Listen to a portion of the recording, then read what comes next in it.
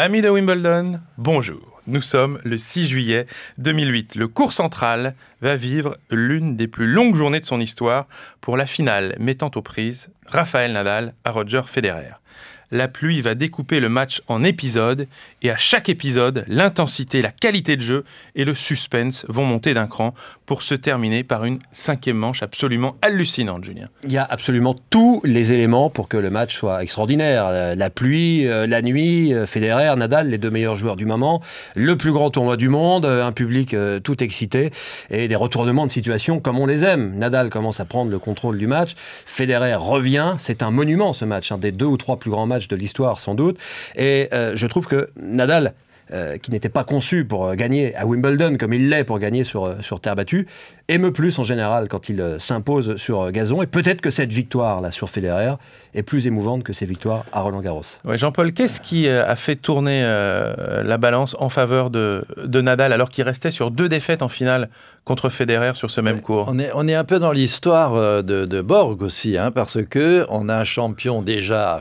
confirmé sur terre battue. On sait qu'il va dominer la terre battue pendant un bon moment, mais on se dit, il gagnera jamais sur herbe. Et puis patatrac, le voilà en finale et en train de poser de vrais problèmes parce que son service qui était critiquable, subitement avec son petit slice qui sort Federer du court, sa capacité à tenir l'échange puisque le court est ralenti, et le fait qu'il y a des coupures, enfin, il a envie de prouver à tout le monde qu'il peut gagner sur herbe et il va finir par le faire car il gagne contre qui ?